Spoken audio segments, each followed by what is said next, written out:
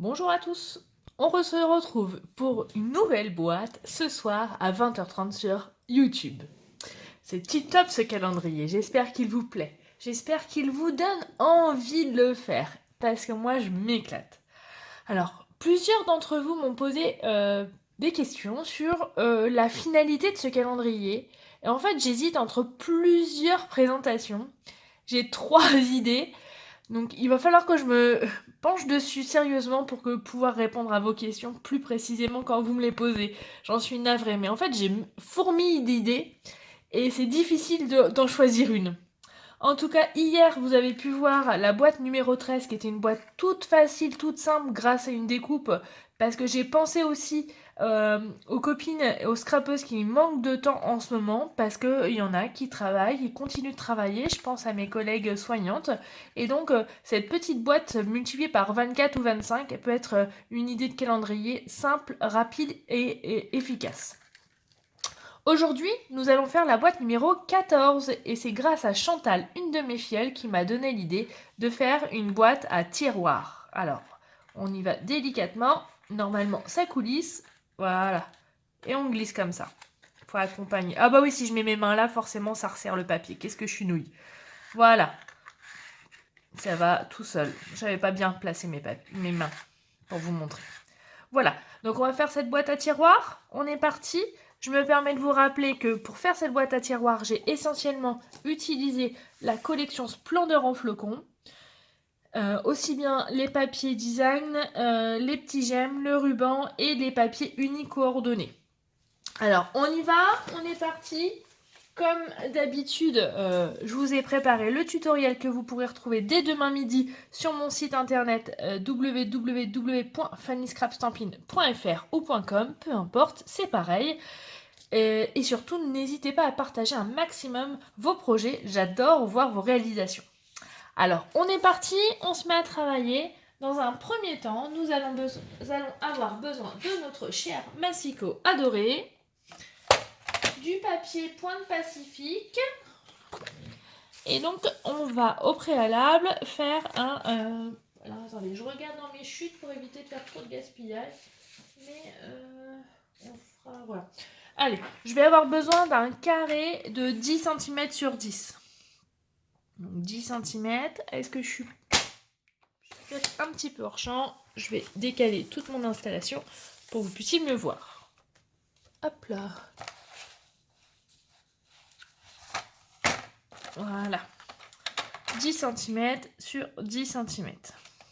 En tout cas, j'espère que vous êtes en forme, que vous prenez du plaisir à regarder ces vidéos tous les soirs, que ça vous donne des idées, que ça vous change des idées, et qu'on a quand même la chance, nous, avec le scrap, c'est d'avoir toujours quelque chose à faire, même quand on est un petit peu puni à la maison, et voilà.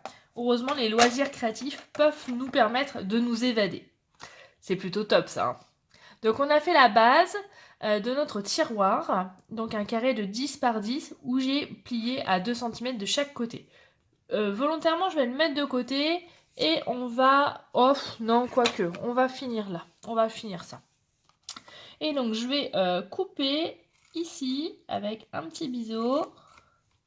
Là, la même chose en face.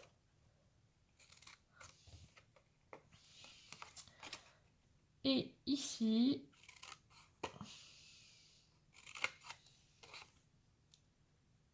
et encore là.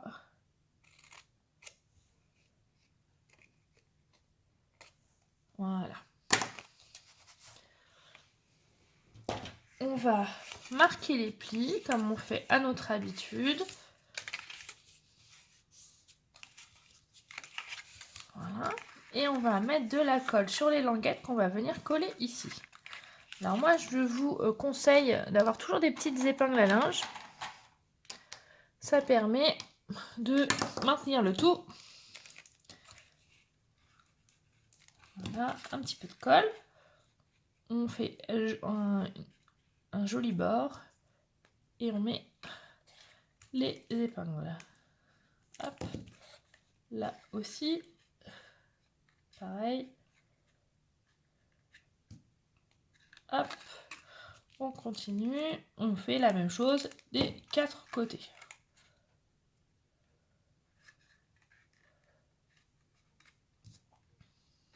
Hop. Et on finit par la dernière. Hop là.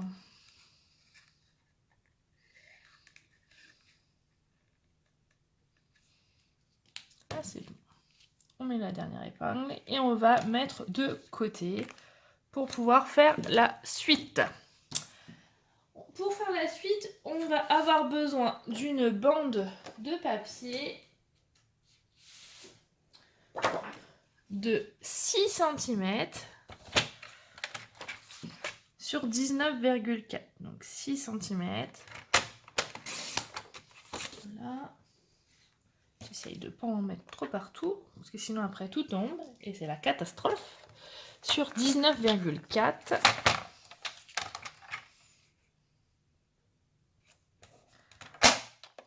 Voilà. Et on va marquer les plis à 3 cm. Attention de ne pas se tromper de lame, évidemment. 3 cm. Après, 5,1. C'est vraiment important les virgules pour cette fois-ci. C'est parce que ça va être l'épaisseur du papier qui va permettre de nous recouvrir le tiroir. D'accord, hein, donc c'est vraiment important, sinon ça ne va pas bien coulisser. 5,1, 11,2.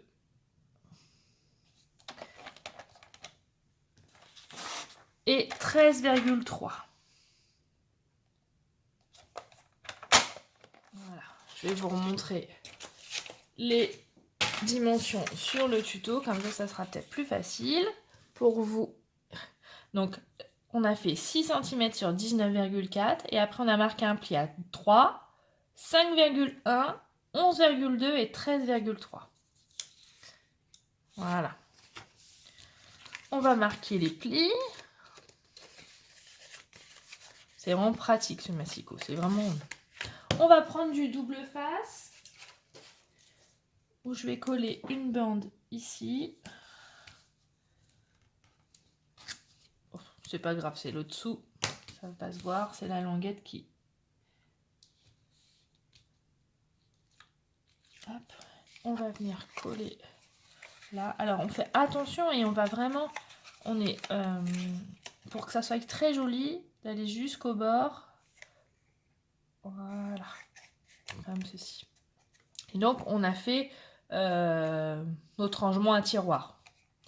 Maintenant on va le décorer. Et pour ce faire, je vous ai mis aussi les dimensions ici. Il va nous falloir, alors il n'y a pas grand chose au niveau des millimètres, mais voilà, c'est le souci du petit détail, comme vous le savez. Donc un carré rectangle. Alors vous choisissez votre papier imprimé. Après c'est vous qui voyez, moi je vais choisir celui-ci, j'aime bien. Donc 5,6.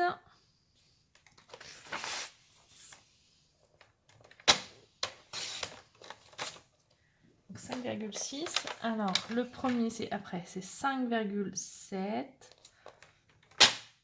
Et après on va faire deux petites bandes de 1,6. Alors moi je me mets de l'autre côté parce que je trouve que c'est plus facile à travailler sur l'autre côté du massicot. Voilà. Et encore 1,6. Hop. Là c'est bon. Ça en est fait. On est bien. Et maintenant on va venir coller sur la boîte comme ceci.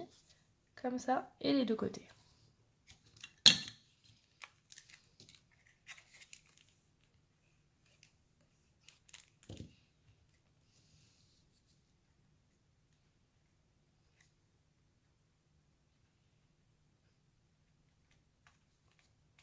Voilà. Donc là, on va mettre la colle.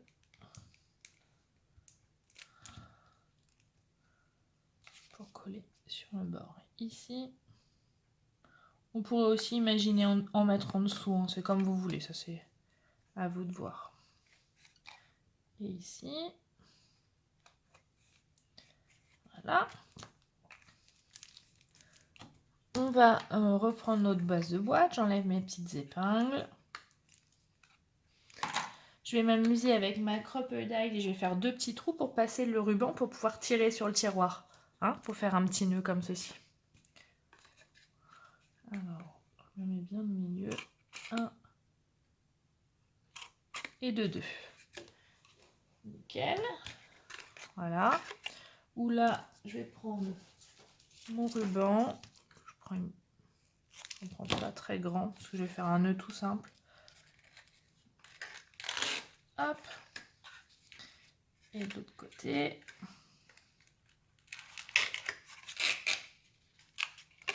Et là, j'ai juste fait un nœud. Et vraiment le plus simple au monde. Juste fait comme ça. Voilà. Pourquoi? Parce que du coup, je voulais avoir de la longueur pour pouvoir tirer en fait sur le tiroir. Vous voyez? Alors, je vais refaire un beau biseau pour que ce soit plus joli. Hop, loupé. Voilà. Et comme ça, on va le coulisser à l'intérieur. Comme ceci. Il ne nous reste plus qu'à faire la décoration. Maintenant, vous avez l'habitude de savoir comment on fait la déco. Hein. Je prends ma perforatrice cercle 1,5 pouce pour celles qui n'ont pas vu les premières boîtes. Voilà. La première. Et après, je vais prendre ma machine de découpe. Hop là.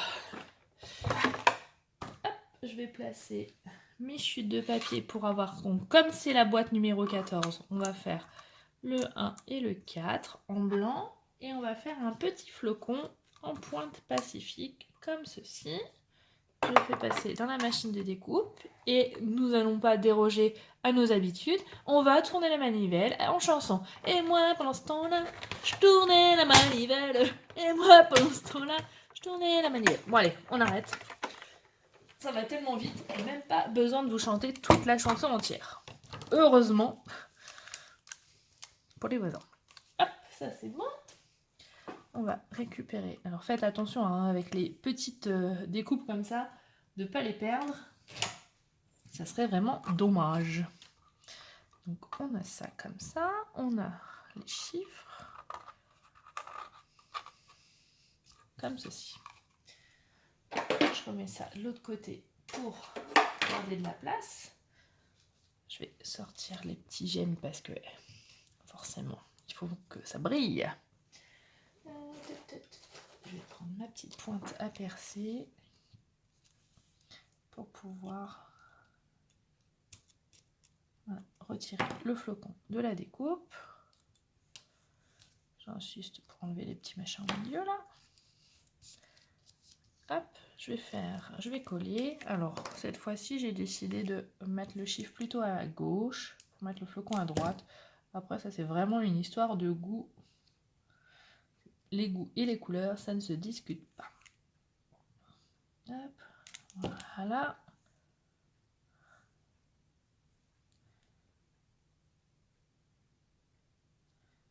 Hop, on est parti. On continue avec, pour coller le flocon.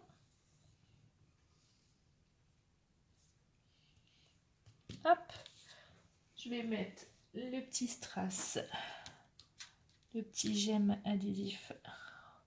Allez, je le mets ici en bas. Et après, avec une mousse 3D, je colle au dos. Je vais venir coller sur ma petite boîte. Et voilà, notre boîte numéro 14 est finie. Et vous voyez, alors faites pas comme moi au début. Hein. Il faut vraiment prendre comme ça. Si vous appuyez là, en fait, c'est plus difficile à sortir. Hein. Donc hop, et on coulisse. Et on peut mettre des chocolats, des petites pièces, ce que vous avez envie. Et pourquoi pas des petits mots, des places de cinéma pour le après-confinement. Voilà, toutes les idées sont bonnes à prendre, comme vous voulez. Voilà, j'espère que cette boîte numéro 14 vous a plu. Je vous remontre le tutoriel que vous pourrez retrouver dès demain sur mon site internet, Fanny Scrap Stampin'. Et puis, je vous remontre, si vous ne l'avez pas retenu ou si vous êtes nouvelle sur cette vidéo, c'est la collection Splendeur en flocons que j'ai voulu vraiment mettre en avant lors de ce calendrier de l'Avent 2020 que vous retrouvez à la page 37 de votre catalogue Stampin' Up. Si vous avez besoin de matériel, n'hésitez pas puisque je suis démonstratrice et je serai heureuse de vous faire parvenir vos produits. Voilà, ciao bye bye, bisous bisous et bonne soirée, faites de beaux rêves scrapesques. Allez, ciao ciao.